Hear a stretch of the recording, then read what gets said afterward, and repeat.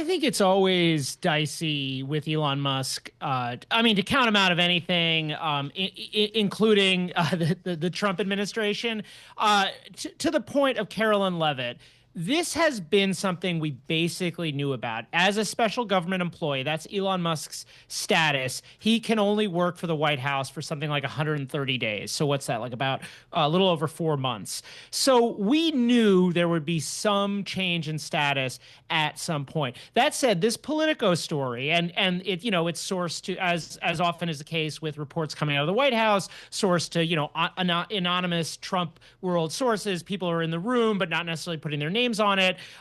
You have to think that the results in Wisconsin, which, as you said, are a terrible rebuke to Elon Musk. I mean, he put in a ton of money, a ton of time. He told everyone that the future of humanity depended on this race, and the fact that the Republicans did much worse than they did back in November, despite all that money, or maybe even because of it, does give you a sense that okay, maybe Elon Musk is starting to create some kind of drag on the White House, and that there would be more sort of incentive for people around Trump who maybe for a long time have not been thrilled about Elon Musk's proximity to the president to start speaking out. So I think this is real in the sense that there are forces at play, although I don't expect Elon Musk's influence to just disappear overnight either. Okay, so I want to talk about that influence in just a minute, but before that, I want to talk about the effect that this could have on his businesses. This is something that you report on and have been reporting on for years. You co-host the Elon Inc. podcast.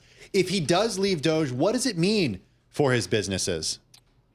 So it's so funny because remember, you rewind to November and the stock went up like crazy. It basically doubled or more than that. I can't remember the exact amount. You're talking about Tesla specifically. Tesla stock, sorry. And the explanation was that he had, great proximity to the president and that investors were feeling like that was going to be worth a lot of money.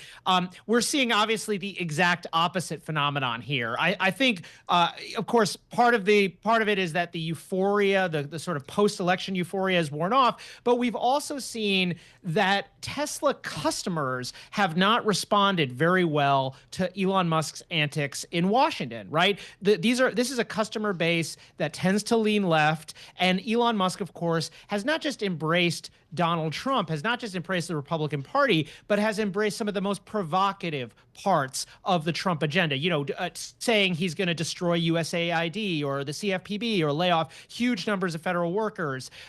So we've seen that play out in the sales, and the stock is going up at the moment. My assumption is people reading this Political report and thinking, okay, look, he's going to have influence in Washington. It's going to be hard to totally untangle Elon Musk from Donald Trump. But if he's not in the White House on a day-to-day basis, that's got to help Tesla a little bit, both because Elon Musk is going to be less distracted and perhaps because he won't suffer the brand penalty as much. So maybe it helps Tesla, but does it hurt SpaceX?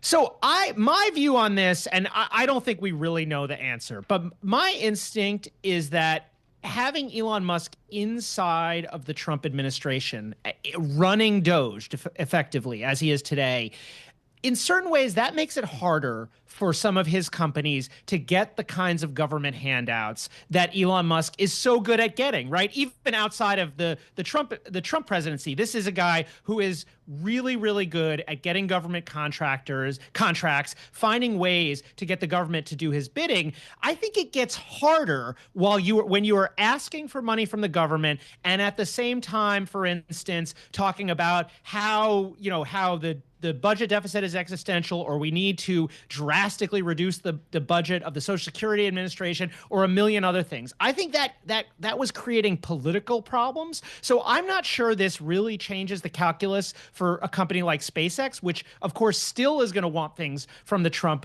administration. And I wouldn't expect Elon Musk to leave DOGE or leave the White House on bad terms with Donald Trump. If anything, he's probably going to declare victory, and he will continue to be an important ally for Donald Trump as we look ahead to the midterms. And my guess is that it'll cut both ways. Musk will continue to be supportive of Trump, and Trump will continue to be a fan of Elon Musk. Right. You've talked about that actually President Trump likes kind of having Elon around, the world's richest guy, really successful, whether you like him or not.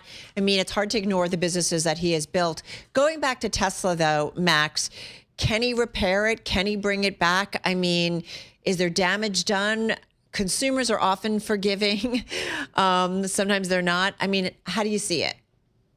Well, I mean, look, Elon Musk's electric cars are by most accounts, really great products, right? A lot of customers like them.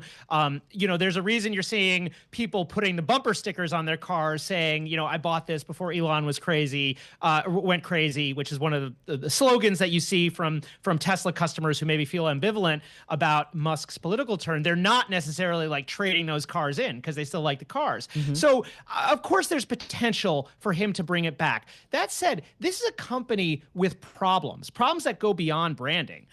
They have not released a new car in years, a truly new car in years. The Cybertruck, the most recent product that we've seen, has basically been a flop, and that's what we see in the data that's coming out in terms of the deliveries. Something like 12,000 vehicles last quarter that were not Model Y or Model 3, the two big sellers. So that's not very many trucks that are being sold. And that was the next product that was supposed to help this company get to the next level. Right now, Elon Musk is betting on robotaxis. Of course, we're seeing innovations in robotaxis from lots of other companies, particularly a bunch of Chinese companies. So this is a company that faces tons of competition, that has a stale product pipeline, and then you swirl the branding issue in there, and that starts to become something close, I think, to a perfect storm. Now, again, there are ways to get to dig out of this. I think Elon Musk is a very resourceful guy, and that's part of the reason you're seeing investors,